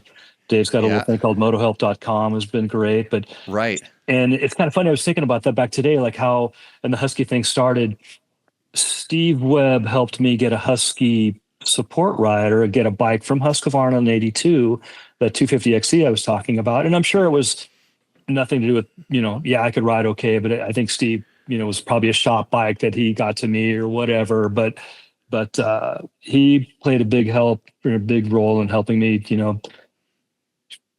up those steps, get better and better in the early 80s. And that was super cool. Yeah. Well, there were a couple comments in there that said that you would dive underneath your bike when you were crashing because you didn't want to scratch it. I really remember your Suzuki years. Like your Suzukis were always super sano and clean. And I was kind of this poor kid that was just scrapping everything together. So my stuff didn't look that good and stuff. I just rode the shit because I had to ride my practice bike as my race bike. That's all I had. So here's one question I have for you. And I think we're probably trying to button her up here. What's one thing you would have done different looking back, racing wise or career wise? I would have gone to the doctor in Morocco and got the Imodium pill so I wouldn't have shit my life out of me in the first Dakar I did. Because I think that trajectory would have been a lot of different stuff would have happened. That's the only, I think back, that was one of the dumbest things. I was scared of doctors, but it makes for good stories. I don't know. I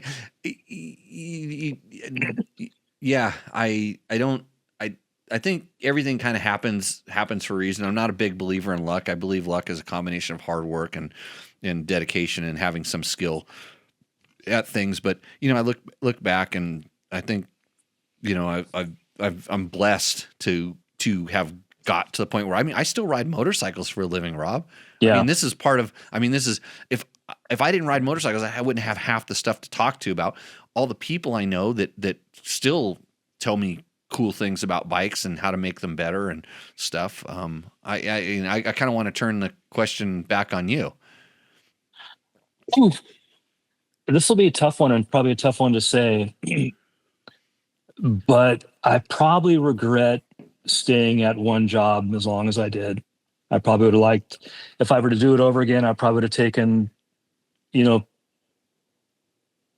10, 12 years at a company and probably moved around a little bit. But I liked comfort. We had the most fun of, I think, group, any publishing group. Certainly, we had a dynamite time. But part of me wishes I would have moved around just a little bit. Not even at different publishing companies, maybe working for a manufacturer, or just doing something probably different, maybe.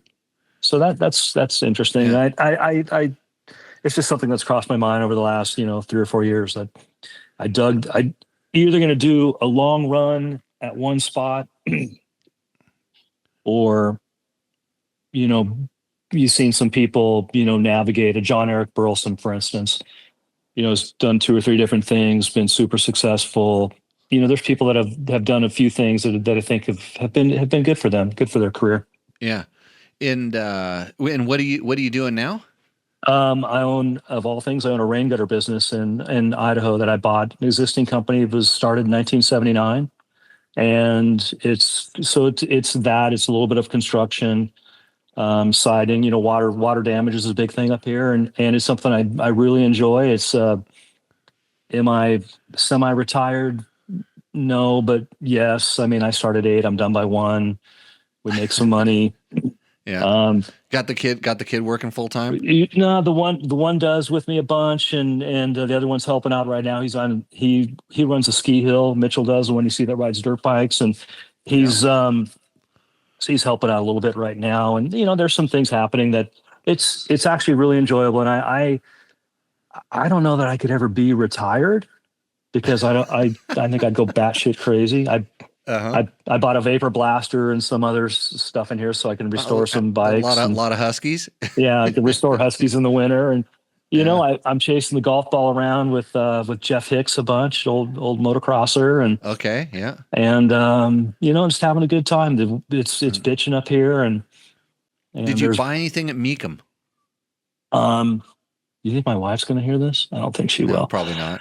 So I was driving down, and there was a 1984 250 Husky that was going for like $800, and I called a gentleman his name's Bill Masho in Santa Barbara, does a bunch of vintage stuff, and he buys things from there all the time. I called him, and I was like in Jackpot, Nevada, just across the border, about 3 hours from here. And I go, hey, I'm going to lose reception for like 4 or 5 hours. I go, if that bike is still pretty low, if it's like $1,500-$1,700, grab it. And I get to like Pahrump, or not Pahrump. Yeah. I get like Paharangat, or whatever it's called.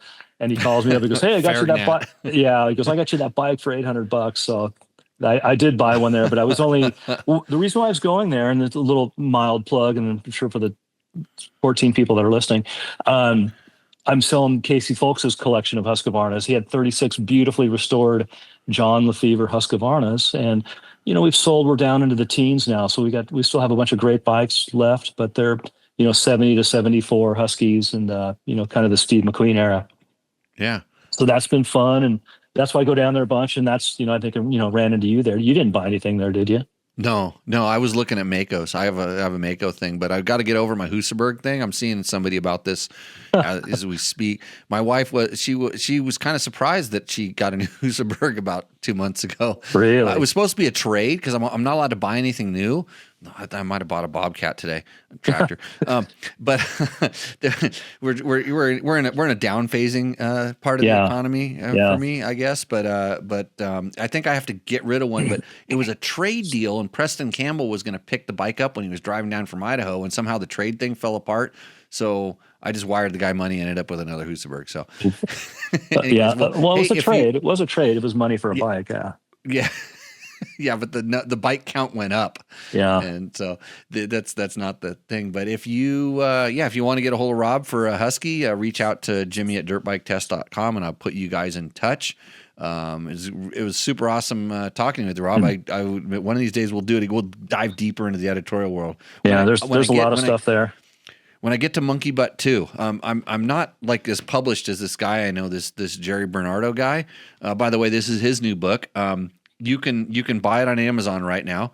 It's called Written in Scars. It's a thin little book.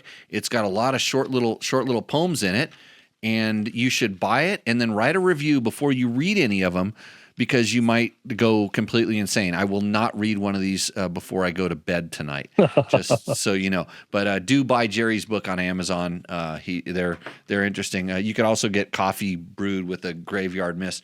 I have a segment on the show. Maybe you could sell it for me because it hasn't been going that well, Rob. But it's the segment where you pay me to not read a poem out of Jerry's book. Wow, so that would be a tough sell. I think people might be into it. If you pay me, then I won't read a poem. But otherwise, because I have a way to do it. I open the book up and then I grab this microphone right here, and we're gonna flickers of misery. This is how we end the show sometimes. So if you're ready, you can. Somebody wants a blue Husky 175, by the way. Got one. And Peter Postel. So like a wizard, I spend my days floating over dips and valleys where head hangs low. With one smooth swing of the wand, I'll suck the sadness away. No black sheets cloaking sunflowers or throwing shade. When wedding rice sparkles in the air, glints of misery catch my eye. Like Houdini's last breath, I will make them vanish. Okay, so you can see why somebody would want to sponsor me not reading those. But the problem is I read those. Well, my eyes were kind of going a little crazy. I was having to adjust the thing. Some of them are good. He has this one. It was hand printed for me that he gave me, and it was like you had to like read it 5 or 6 times to think about, and then you understand why Jerry is Jerry. So good times. And he's in Vegas. Somebody right? wants me to call a priest. He's in Vegas, right? Yes. Okay. Allegedly. Oh boy. Witness protection. So right on, Rob. Okay. I am going to hang up on you, and thanks for coming on, and we'll see you. I'll do the close out of the show here. Okay. Thank you for allowing me. Thank you for allowing me. Cheers. And, yeah. Best to all of you guys. Good times. See Okay. ya. Cheers. Bye. That was Robb Mesecher, everybody. He is a longtime desert enduro rider, really long time ad salesman at High Torque. I used to have to go to battle with their ad department. I didn't. My ad department probably tried to, but they were formidable adversaries in the editorial world. They're the ones that survived. I still can't believe it to this day, but I probably killed Dirt Rider. Other than that, thanks to all our sponsors. Thanks to Yamaha. Thanks to Taco Moto, where we did not do Roostereno this show. Bulletproof Designs. Chirby's is going to come on here pretty soon. They got a kind of a cool thing we're going to do. Scott Goggles, still wearing those. And my climb gear, because it's getting hot outside, so I'm going to start wearing the XC Pro, the new XC Pro, if you're interested. Thanks everybody for joining in, all 33 million of you. We've received 100 messages tonight, so that gives us a star. We got a little trophy right now. I have no idea who's coming on the show next weekend, or if I'm going to do a show next week or weekend. This is my Friday night, by the way, the way my weeks are organized. And you have 2 more days to sign up for Nora's Baja. And I'm going to tell you that I'm very proud of the course that I put together.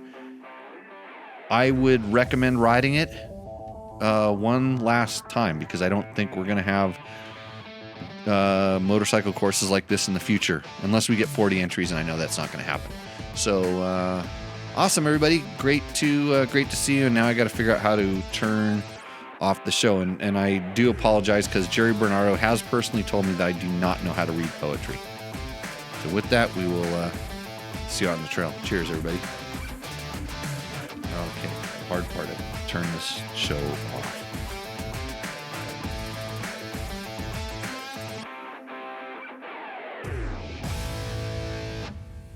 If you liked what you saw in this video, come check us out over at dirtbiketest.com on the webs.